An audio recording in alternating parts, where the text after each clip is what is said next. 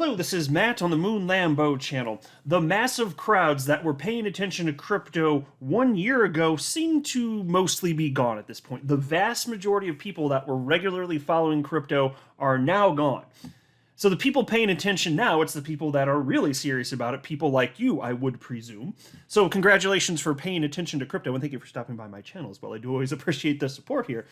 But I have to tell you, and I'm going to articulate the reasons why. I believe that the return on investment for XRP specifically is going to be absolutely insane. It's going to be wild, and it's going to outpace Bitcoin in terms of opportunity.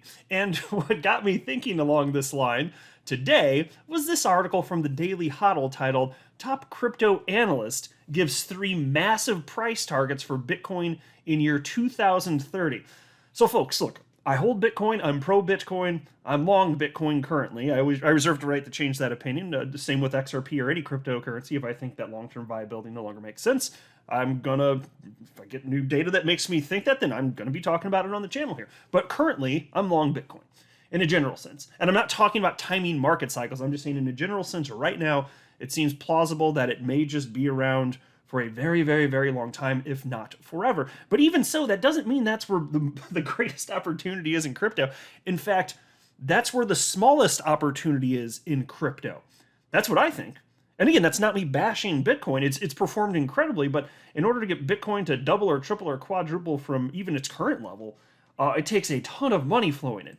And Raoul Pal, former Goldman Sachs executive, who, by the way, happens to be pro-XRP, he holds XRP and he thinks XRP will eventually go past that $10 mark, he seems to understand something that I've been articulating on my channel for some time. And so he's big on Ethereum, and he has, I don't know if he said the quantity, but he has heavy Ethereum bags, let's say. Okay, it's his largest crypto holding, I believe that he said in the past. And he's articulating why he thinks Ethereum would be a much better investment in all likelihood compared to Bitcoin. And he's saying a lot of the same types of stuff that I'm talking about. So anyway, I wanted to cover this article from the Daily Hodl that also shares that perspective. So, and I got some really interesting figures in terms of price-wise, where XRP might end up going, so plenty to discuss. But before going further, I do want to be clear, I do not have a financial background of any kind. I am not offering financial advice, and you definitely should not buy or sell anything because of anything I say or write. I'm just an enthusiast who enjoys making YouTube videos about crypto-related topics, but just as a hobby and just for fun, damn it. Now, as I record this, market's actually a little bit green, in particular over the last 3 hours or so. XRP's at 39 cents. Bitcoin's back above 30,000. It's at 30,350. Market cap for the asset class up a bit to 1.27 trillion. And Bitcoin dominance at 45.28%. And here's the Crypto Fear and Greed Index, not looking too hot. It's at 10 out of 100. There's a lot of fearful people out there. And that is silly to me, per usual. It's just kind of ridiculous. And I understand why. In fact, take a look at this. There's this tweet from the Bitcoin Magazine Twitter account with 2.4 million followers. Here, I'll make this chart full screen. It's a Bitcoin chart. And they wrote the following: just in, Bitcoin printed 9 consecutive weekly red candles for the first time in history. So, folks, set aside one metric you can track, which is percentage decline. Set that aside for now. Like there has never been a more bearish time for Bitcoin in terms of consecutive action. There has been in terms of percentage decline, but in terms of consecutive negative price action, you're living it right now. So the fact that the typical retail speculator, not so happy, feeling very fearful, at 10 out of 100 according to the Crypto Fear and Greed Index, not surprising to see that. But it can't stay like that forever. Inevitably, this market, and I don't know when, it will be back in extreme greed. You know, some time ago, like half a year ago, whenever it was, the last time we were in extreme greed, I said at some unknown point in the future, we'd enter extreme greed. And we did. And now, so we went from extreme fear to extreme greed, and now we're back to extreme fear again. It doesn't fucking matter, folks. It really just does not matter. Take a look at this from Plan B, by the way. He's still standing by his Bitcoin stock-to-flow model. And he said whatever you think. I'd be really curious to know what most of you think about the stock-to-flow model. I think it's going to fail at some point, but I acknowledge that to this point, his initial model, the way that he was applying stock-to-flow, it seems to have played out fairly well. And he thinks it's not dead here. But anyway, here's what he had to say.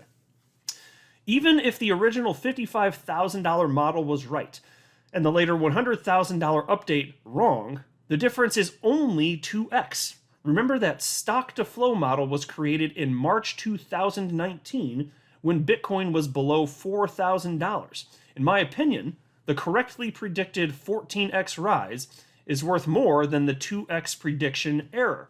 And so when you talk about the 14x rise, that's with the $55,000 original stock to flow model that he put out. And so then somebody asked him, and what about updating the model? And he said, the dotted line is the update using 3 years of new data since February 2019.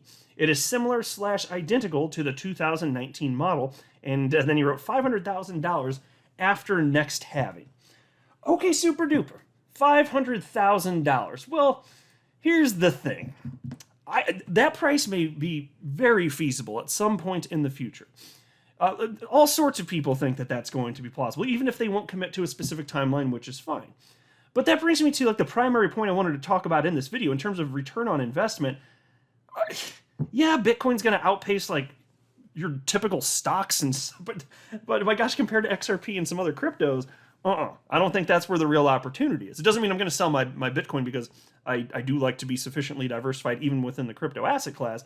But I'm just saying, XRP is the sweet spot for me, where it's a crypto that's been around for a decade now. So it's tried, it's tested. It's obviously not some sort of scam. It's at this point it's been attacked for a decade, and nobody's been able to sufficiently or get through and actually hack the damn thing. So there are a lot of reasons that if you look at the technology that is XRP and the XRP ledger, I'm like, yes, for me personally, this fits my risk profile, what I'm interested in investing in. While I do recognize that there would be small cap coins where if you put money in and it hits, I understand that it could dramatically outpace what you could get even with XRP, but that's a different risk profile. That's not what I personally am interested in. To me, XRP is the sweet spot where there's barely any money in it, but that's a positive thing. That's not a negative thing. I want to be here before the money flows in, right? And so take a look at this article from the Daily Hodl titled, Top Crypto Analyst Gives 3 Massive Price Targets for Bitcoin in Year 2030. 8 years from now. The host of Invest Answers is envisioning 3 possible price points for Bitcoin in the year 2030 as the top crypto asset by market cap struggles to reclaim the $30,000 mark. In a new video update, the analyst tells his 439,000 YouTube subscribers that his bear case for Bitcoin in 2030 is $576,000, which is a 1,886% increase from current prices. And here's a quote from him. So not bad from where we are today. That's basically a 20x give or take.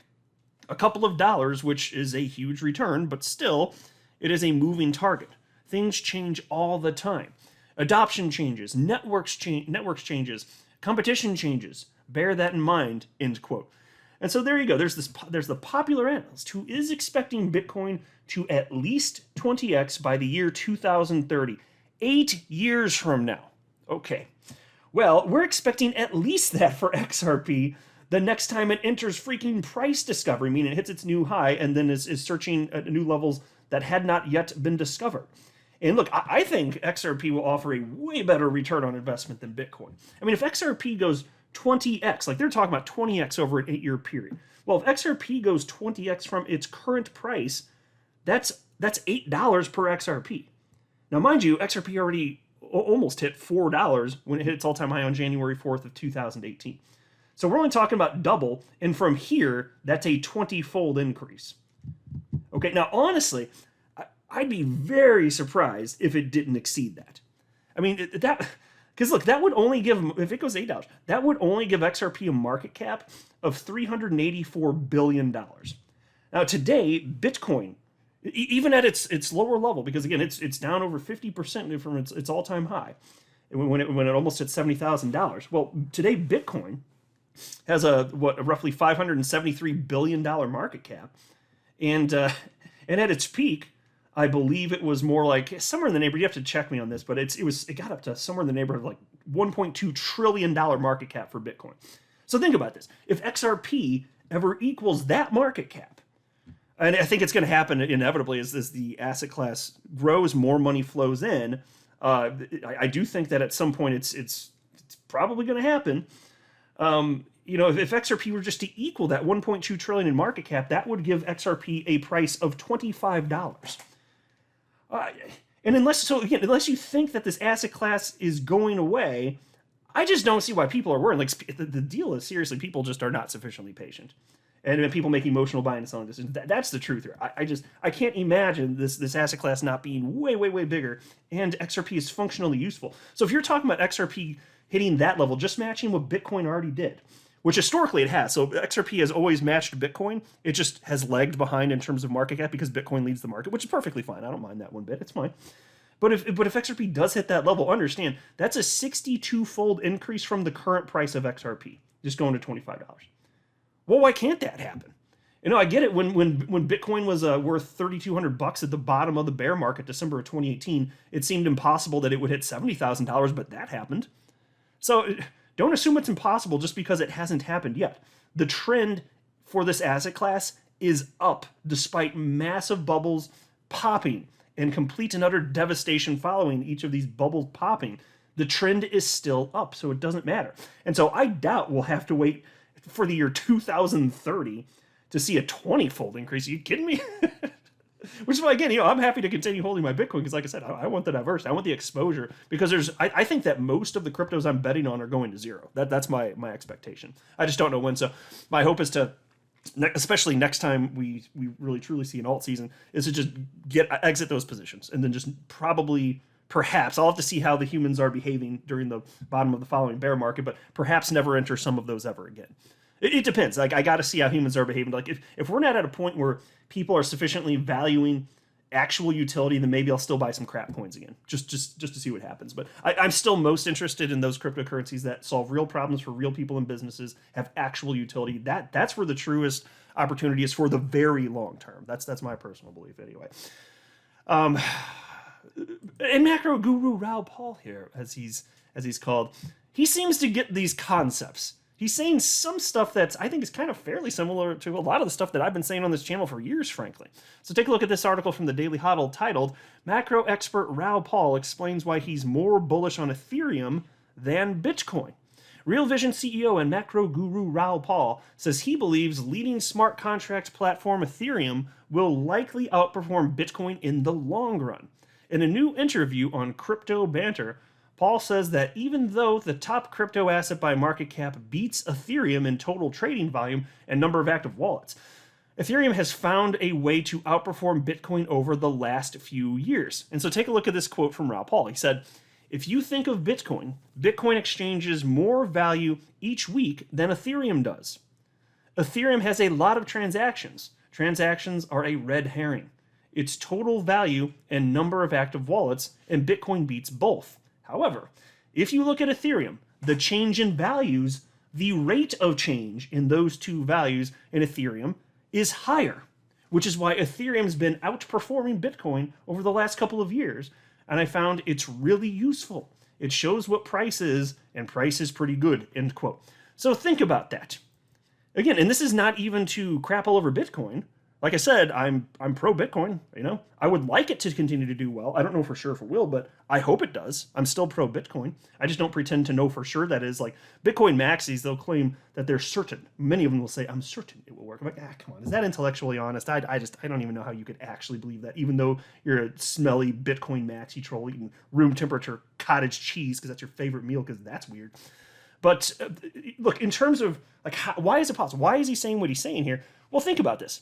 What have I been saying for the longest damn time? There's so little money in XRP. XRP has a market cap today of $19 billion. That's it. And again, Bitcoin today, $578 billion at the time I'm recording this. There's almost no money in it. That's incredible.